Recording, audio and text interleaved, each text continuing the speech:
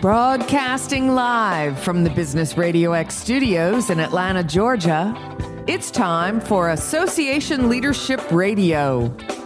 Now, here's your host.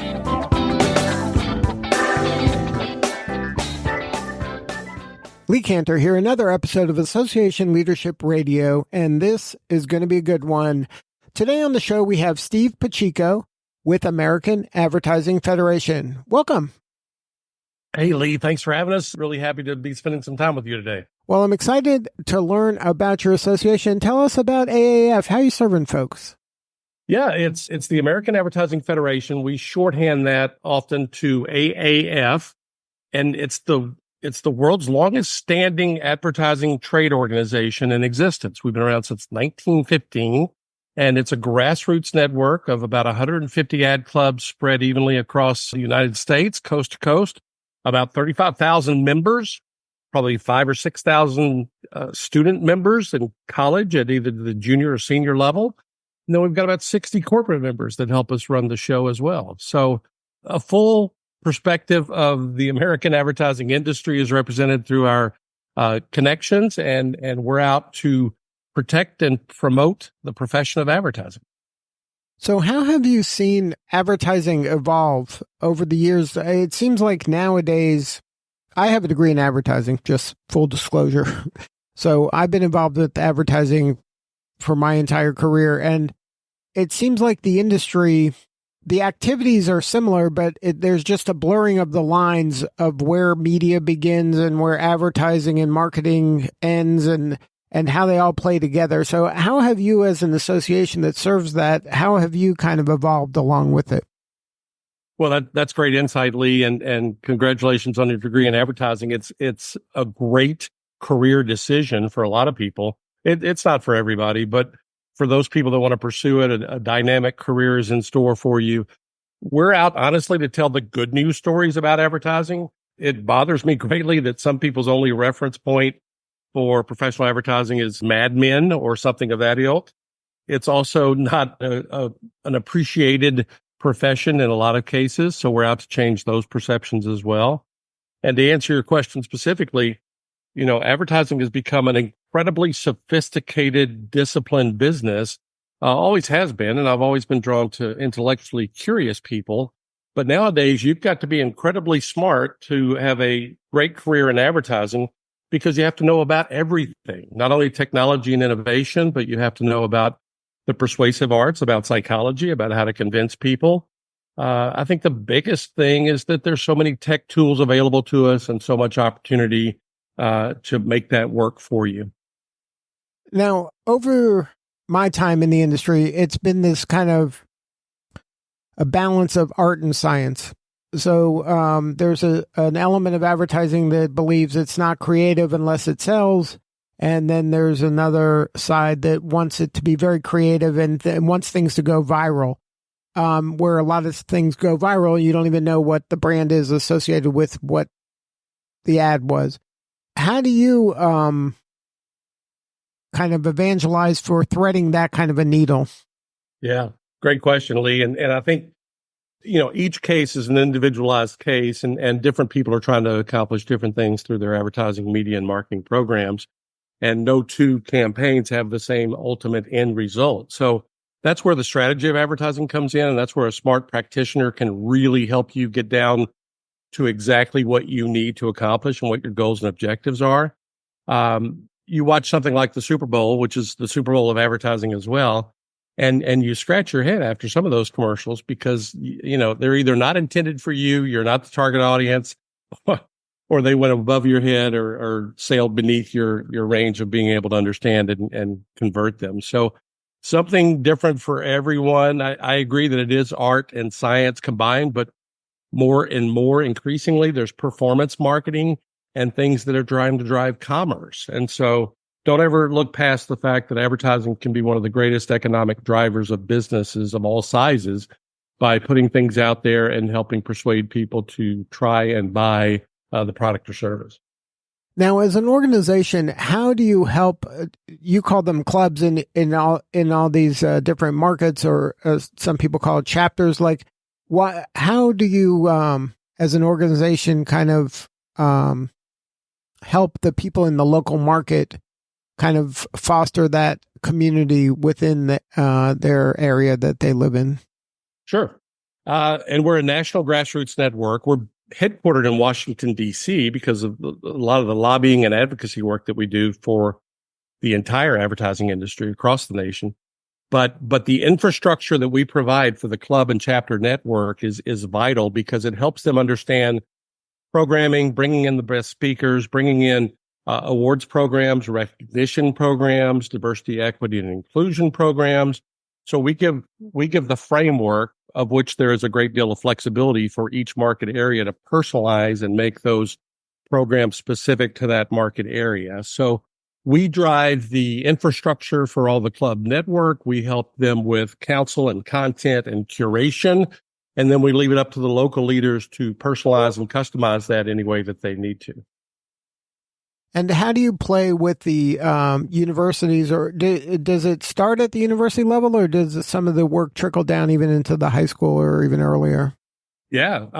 My first connection with the AAF was way back when I was in college at the University of Memphis. And I got introduced to the AAF because they have a thing called the National Student Ad Competition. We shorthand that to NSAC. It's in progress right now. The client this year is Tide from Procter & Gamble.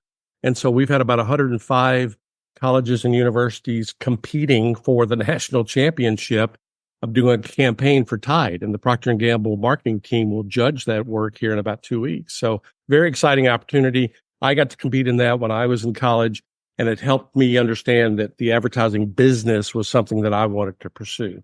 We do dip down at the high school level, and for high school juniors and seniors, we offer a program called Ad Camp, and it's an immersive experience that takes place in the summer that helps young people understand more about the business of advertising and the different disciplines within that business that they may want to pursue as a career goal.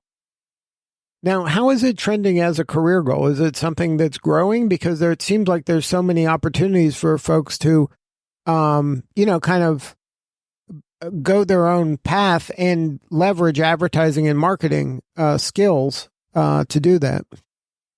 Yeah, I think, Lee, I like to say that there's never been a more exciting time to join the advertising business. It's a really, really important inflection point for the business because, as you mentioned earlier, it's art and science combined, right? And so whether you've got a highly creative skill set that allows you to be on the creative side, or you're a brainiac and really like to understand how things are built and why they're constructed the way they are on the left brain side of things, there is a place for you in advertising. There's a position now that's in high demand for programmatic and a lot of other advertising practices, which is called a data scientist. That title didn't even exist 3 years ago, and now it's one of the hottest titles for a young person looking to get into advertising, and it obviously requires science and math and that type of educational track. So and then social media, everybody you meet and see is a social media expert. That can convert over to advertising skill set that will help you be highly marketable and help you have a great career ahead. So what do you need more of at the AAF? How can we help you? Yeah, I appreciate that, Lee. We're a 501c6, so most of the money that we raise goes back into a specific program. We're a pretty lean organization. We don't have a lot of full-time employees. We rely on our volunteer leadership across the network. So those are local club presidents, district chairs, and then also in the regions, we have chairs and volunteer leaders that help us enact all the programs that we do. There's 3 ways that your listeners can help. One is to join a local AAF club. And those are all listed at aaf.org on the website. So you can find out if your local market has a club. And if not, you can start one. We'll help you with that. So become an active and engaged member of a club in your area is the first step. And you'll meet other like-minded people. You'll get exposed to some really great opportunities for career development and personal development as well. The second area is on programming and content. If you have information that's important and vital to the advertising industry, we can help amplify that and get that out through our networks. And we're always looking for thought leadership pieces, mostly from our corporate members, but also from our professional and student members. Any type of new industry information or knowledge that might be important for people who are still learning their craft is very helpful for us. And then the third area is, fundraising and bringing in money to help us support these programs. There's a ton of ways you can do that at the local level, also at the regional and the national level. So again, all the website info is there at aaf.org and a ton of useful information in there. Of particular importance is getting young people on the track to have a great career in advertising. And that's a lot of our high school and college outreach work. Now, from a membership standpoint, if you're a college student and you're thinking about getting, like I did, have a degree in advertising, getting a degree in advertising or in whatever major you want, but want to learn more about advertising, what's the student experience at the AAF in a local chapter? Yeah, I mentioned we have about 105 schools competing right now in national student ad competition. There's about 115 or 20 schools that are in our roster right now. So they don't all compete. Most of them do. And different colleges and chapters have different activations. They all bring in speakers, not only at their career day, but also throughout the class year. They also give you opportunity and exposure to the local ad club so that you can go and see the American Advertising Awards at those local clubs. You can go and hear the professional speakers at those local clubs. Most all of our local clubs hold seats available for students at either no fee or reduced fee to encourage their activation and involvement in the mainstream advertising business that the clubs are behind in each market. So different schools will organize themselves in different ways. The student leaders help develop those clubs and bring in new young people as well. At age 18, I became the local president of AAF Memphis, University of Memphis chapter. That was a really great leadership opportunity for me and a great opportunity to learn and meet people who were making it happen in the advertising business. And I think that was more valuable than the classroom credit that I got for the classes that I took, because it just really helped me understand the business dynamics of the business and also just relationship building.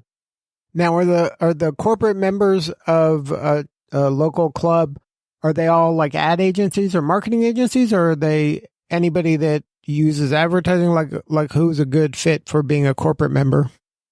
Yeah, it's really interestingly, I know you're calling from Atlanta, so the Atlanta Ad Club has a ton of professional members, and they're the entire gamut of people that make up the advertising profession. So unlike some organizations that are just ad agencies or just clients and brands, the American Advertising Federation, you can be a member if you're just involved in the profession of advertising at any stage or level. So we've got a lot of vendors and suppliers to the industry. That could be printers, that could be people that develop advertising specialties, things like that, content creators, search engine marketers, social media experts, you name it. We do have our fair share of ad agencies and of clients and brands. And for some reason, a lot of the local clubs really do a great job of bringing in people that are very involved in decision makers in the local market area, either for the Convention and Visitors Bureau or the trade tourism groups, because they're constantly wanting to learn how to market their own cities better and their own events better. So experiential marketing, to your opening point, a lot of the lines are blurring between advertising, sports marketing, experiential marketing, all the different disciplines of advertising can be represented through your AAF membership. And including public relations? Yes, absolutely. We have a lot of, there's also a PRSA organization that is a collaborator of ours, and they do a great job with public relations chapters in a lot of their cities. But increasingly, those lines are blurring, and we've got PR pros that are members of the AAF. And Richard Edelman, who started Edelman PR, is in our Advertising Hall of Fame. So we open up the doors there and consider PR an allied discipline to what we do in the advertising field. And so we often cross paths with them and try to do some collaborative work. Now, you mentioned being involved with the AAF at such a young age, 18. Has your career always been in associations, or did you get into the corporate world and then jump back into associations? Yeah, I started, I knew I wanted to be in advertising since I was a very small kid, and I can't explain how I was drawn to it, but it just intrigued me from the standpoint of the meaning behind the actual work itself. And so I always knew I was going to wind up that way. I got a degree in journalism because they didn't offer a degree in advertising when I was coming up. And so journalism was the closest thing. And I thought I was a decent writer, but it turned out I was a really good relationship builder and communicator. And so I started working at the local daily newspaper was my first job. And from that, I went on to work for a local ad agency in Memphis. And then corporate America came calling. And I spent 30 years of my career in corporate America for 2 Fortune 500 companies and learned an awful lot about the corporate needs for advertising, media, and marketing, how to build a brand, how to maintain a brand, and how to work in all the other different disciplines. So had a great run in corporate America. And then 5 years ago this month, I joined the American Advertising Federation as my second act because corporate America and I were done with each other. I wanted to find a way to give back to the industry that's been so good to me and also help young people who were looking for a way to get into the business, just like I was way back when, have an easier time and more connectivity to the business. And then one more time, if somebody wants to connect and learn more, the website? Yeah, search at aaf.org, which is our main website, and it has a list of the clubs there. And then also to see if your own market, typically it's AAF and then the market name. So check and see if there's a local ad club in your area. If there's not, reach out and contact us and we'll help you get one started and set up. It's a lot easier to do than you might think. And we're always looking for new clubs in new markets where we're not already entrenched. AAF.org is the best place to go for all that information, and reach out and somebody will get right back with you. Well, Steve, thank you so much for sharing your story today. You're doing such important work and we appreciate you. Thank you, Lee, and I appreciate your audience. Have a great day. All right, this is Lee Cantor. We'll see you all next time on Association Leadership Radio.